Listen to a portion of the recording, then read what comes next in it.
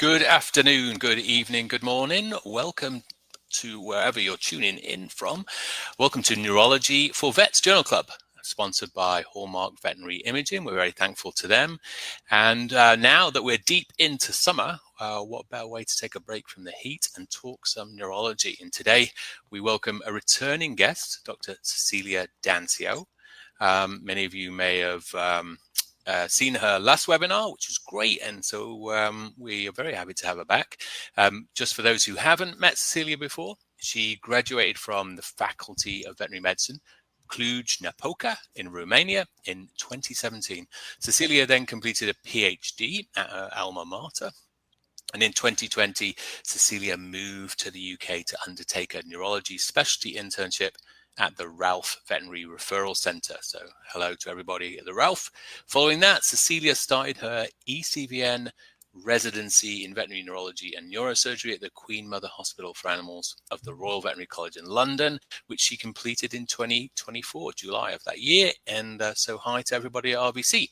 Since August 2024, Cecilia has been a clinician and lecturer at the University of Liverpool's Neurology Service. We're all over the map today. Hello to everyone from Liverpool.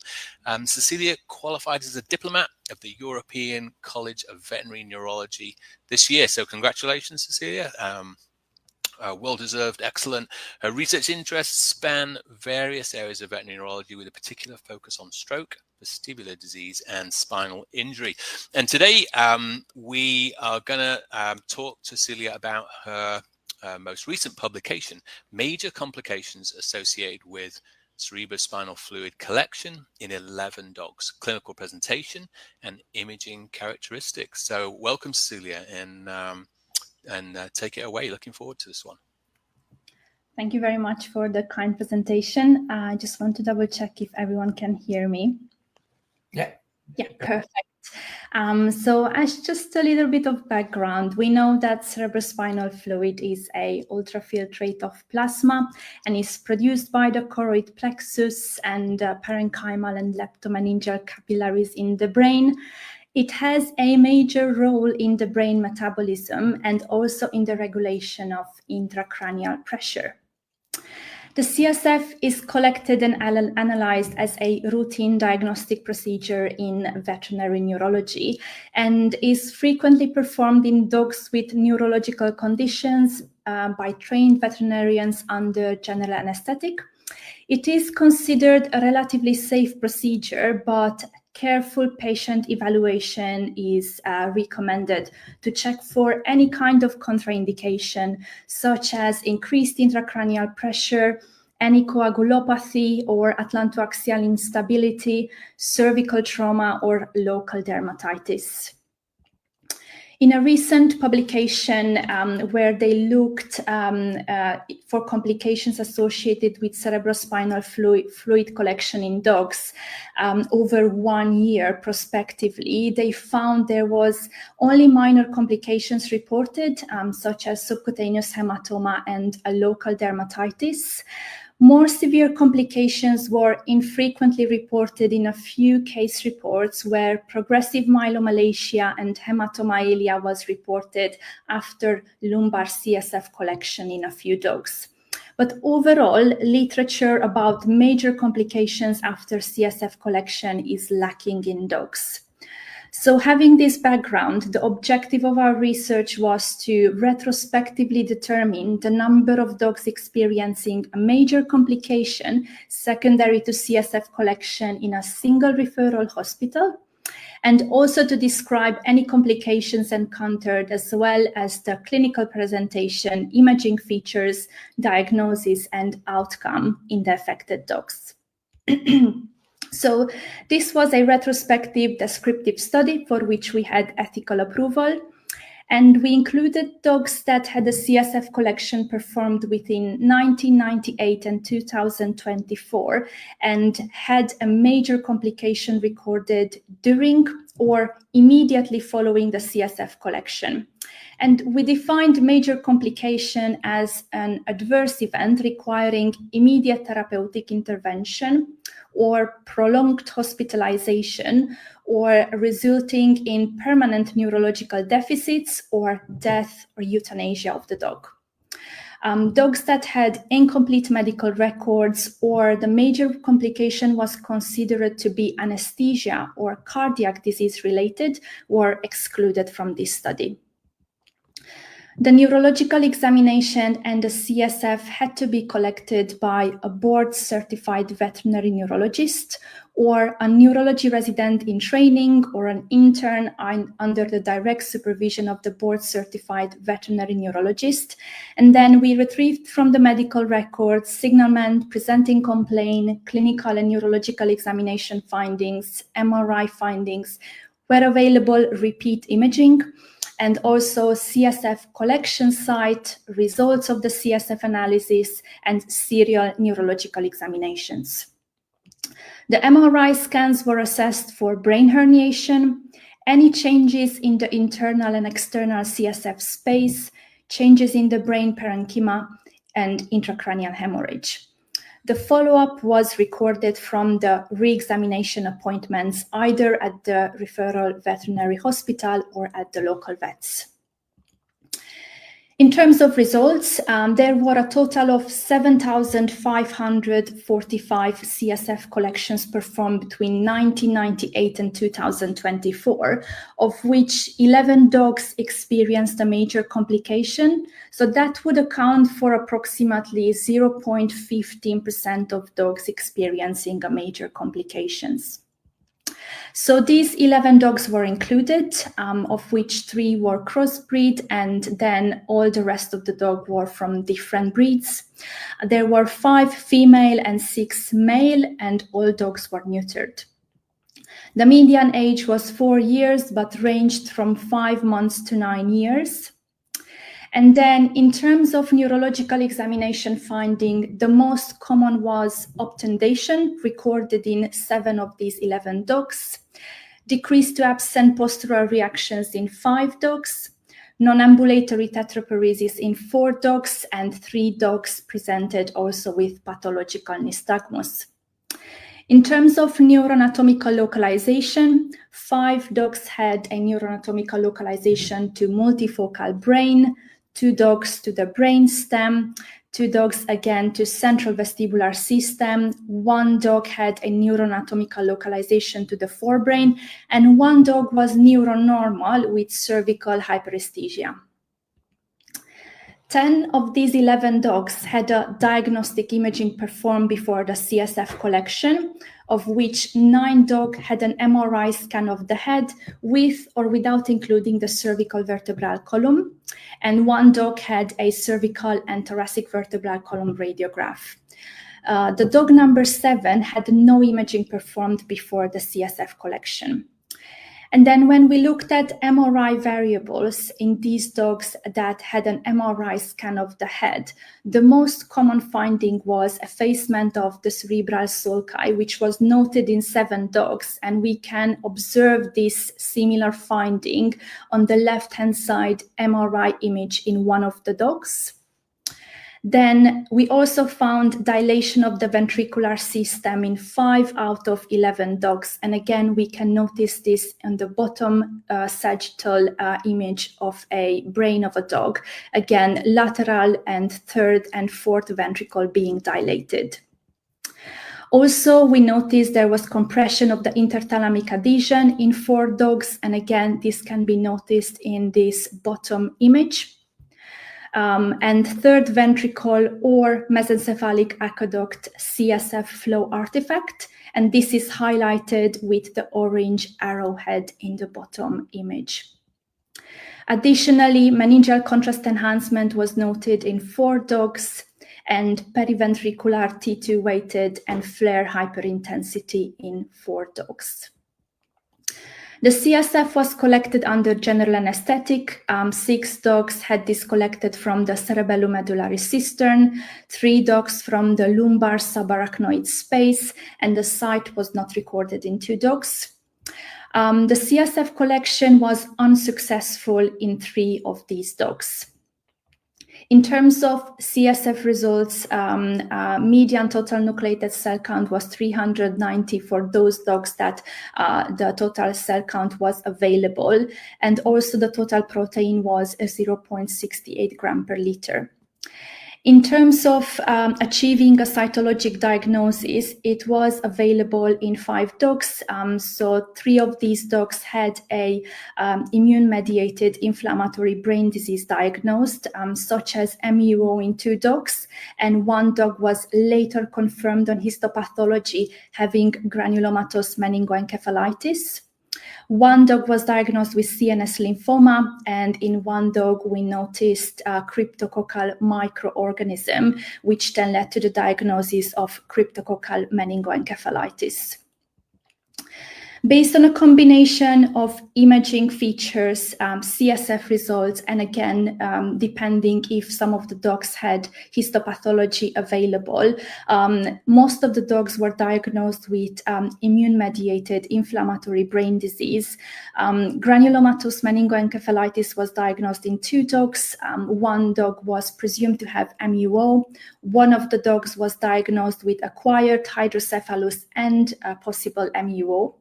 1 dog was diagnosed with congenital hydrocephalus. 1 dog had CNS lymphoma. Dog 9 had cryptococcal meningoencephalitis. Dog number 5 had a presumptive SRMA. Dog number 6 had rostral cerebellar artery territorial ischemic stroke, and dog number 7 had no previous MRI, so the CSF was done before without that, but this dog actually had a necropsy performed and the right olfactory bulb mass lesion was found, and no diagnosis was achieved in dog number 8. After the CSF collection, all dogs developed major complication, either failure to recover spontaneous ventilation or cardiopulmonary arrest or marked deterioration in neurological status or some combination of these, which then led to 8 dogs being euthanized and 1 died of cardiopulmonary arrest. 2 dogs deteriorated neurologically but survived to hospital discharge. From those 8 dogs that were euthanized, 4 of them failed to recover spontaneous ventilation after the general anesthetic, and despite intervening with mechanical ventilation or administering monitor or dexamethasone, no improvement was noted, hence why the decision was made to euthanize these dogs. 2 dogs failed to recover spontaneous ventilation and additionally showed loss of brainstem reflexes. And 1 dog experienced cardiopulmonary arrest after the CSF collection, and despite successful resuscitation, the owner then elected euthanasia. And 1 dog was euthanized because of the severity of neurological deterioration. The dog with a cerebellar ischemic stroke became comatose with absent brainstem reflexes.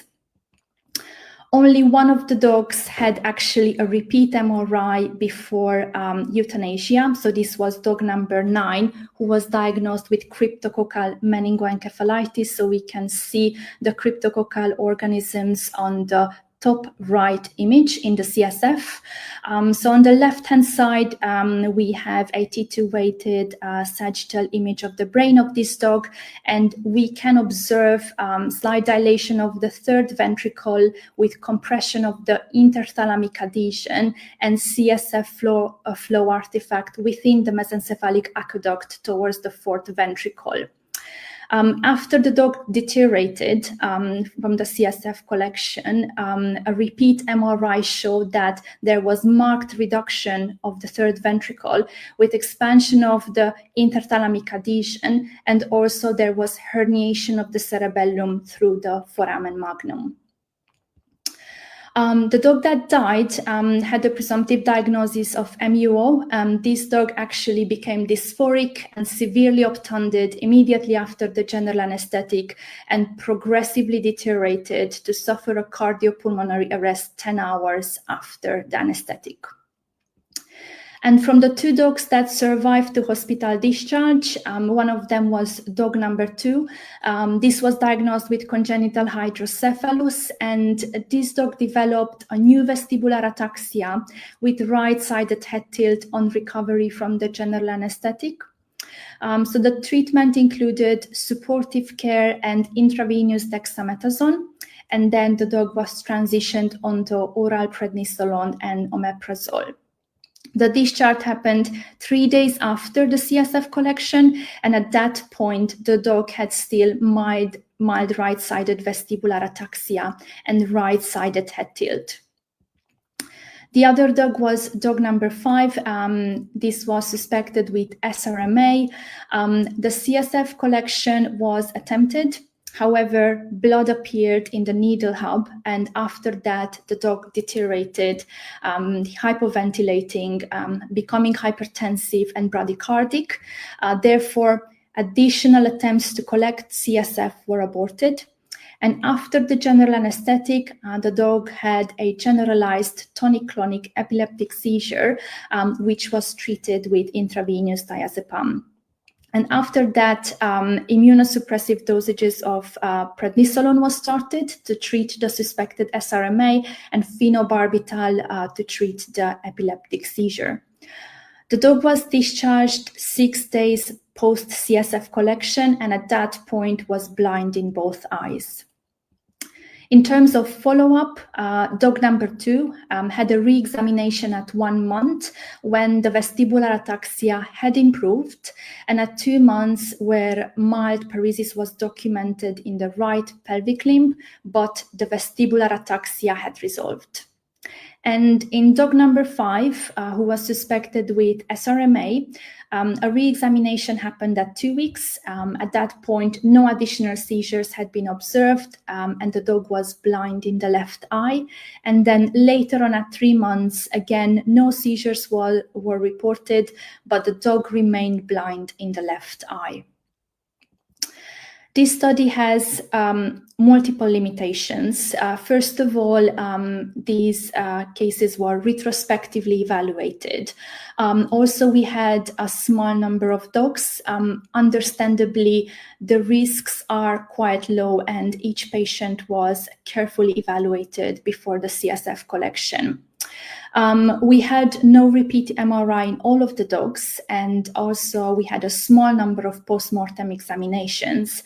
And we are unable to demonstrate that the deterioration was definitely as a consequence of the CSF collection, or if it was a consequence of the general anesthetic, or actually it was a progression of the underlying pathology.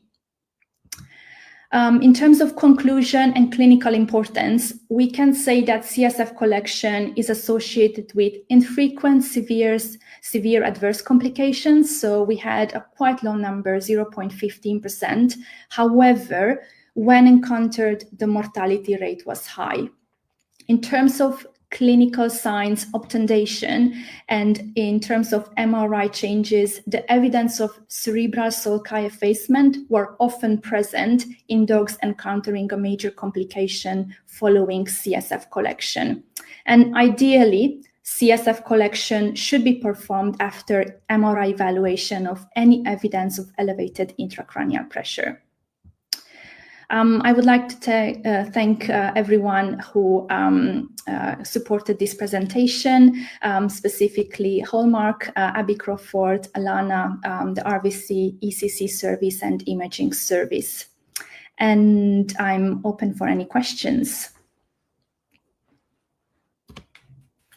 Thank you very much, Cecilia, for this great presentation. When I saw the date range, 1998, it made me think that maybe some of my case when I was resident about and probably skewing a little bit all your study because of me learning the trade, basically. But so you say that none of them had the repeat MRI. That's the just one dog had a repeat MRI. I think it was 2008. We did a case series of 4 dogs actually having traumatic brainstem injury, and all of them we had repeat MRI. And what we find quite useful is, to do the usual sequence, but to make sure you do actually the T2 star, because in at least, I think if I remember, 2 or 3 of them, there was a signal void suggesting that there was presence of hemorrhage. One of them was confirmed at histopath, and it was only 4 cases, but when there was hemorrhage, they were having a less chance to recover. But again, it was only 4 cases, so very small, cohort, I would say, in that paper. But yeah, if anyone want to post any question, please ask, and I'll be very happy to put them to Cecilia. Simon, do you have any question you wanted to ask? Yeah, no, some comments. I don't know how valuable. I mean, we've all had our fair share of complications, and so this is great to see it being published and with some data on what maybe we expect to find, and the mortality rate is important in itself. I guess some thoughts I have are whether now you've gone through this, would the infrequency of the complication change anything to you? Would you carry on the practice as you're doing, or now do you look at MRIs with sulcal effacement, for instance, and say, all of these before CSF, I'm going to pre-treat with mannitol, pre-oxygenate, or more heavily oxygenate, maybe hypertonic saline, dexamethasone. Does it change your practice at all? Do you think it's going to make any difference? Yeah, that's a very good question, because when I first started to look at the MRIs, I certainly said there were definitely cases that probably looked a tiny bit more severe, and we kind of put, the risk and benefit of taking the CSF in these cases. But I think now I'm definitely more, I would say, analytic. I try to look at multiple things and to see if by any chance I do find those things again that we recognized in this study. If by any chance effacement of the cerebral sulci or any kind of expansion of the ventricles with potentially CSF flow artifact would cause maybe like a deterioration after the CSF tap is done, because potentially there might be a bit of increased intracranial pressure with expansion of the ventricles and seeing, the effacement of the sulci. But it would be nice to have a study and actually look how many of these dogs that had MRI changes of intracranial pressure actually had a deterioration. So that's a bit of a different question, but definitely, I'm trying to look at these cases a bit more carefully now. I suppose over the course of time, like Laurent mentioned, a long span of time, we've, with the help of our anesthesia colleagues, have adapted the anesthesia that has been used for some of our intracranial cases, maybe depending on how they present up front. Is there something that you've now changed even before the MRI, if you're feeling that they're obtunded or they have more severe intracranial dysfunction, and you're going to just MR and CSF? Is there anything that you now add into that anesthesia cocktail? I would say that probably I will leave that to the anesthesia team, but I will definitely have a chat with them before, like, look, we are suspecting there might be increased intracranial pressure. And once they have that discussion with us from before, they are a lot more careful about selecting, the adequate anesthetics. And we try to be ready in terms of potentially using mannitol if need be in these cases. And if we feel there is increased intracranial pressure, then I might start with a lower dose just to make sure that we prepare the ground for CSF collection. Yeah, excellent. Very good. Well, I think you're off the hook because there's no question. So it must be really clear. But yeah, thank you very much, Cecilia, for giving your time again to show your work and carry on the hard work for sure. Thank you. Yeah, thanks, Cecilia. Excellent presentation. Hope it hasn't put anyone off doing this valuable test. But as we said, it's important to have this information to hand as what we should be thinking about when it does happen. Thanks to Hallmark Veterinary Imaging for sponsoring this webinar. The webinar has been recorded and will be available as a video and podcast on our website, which is www.web-vetneurology.com. Enjoy the rest of summer, and we'll be back in early September when we'll be discussing fenestration and disc disease. And until then, it's bye from me and Laurent. Thank you. Bye-bye.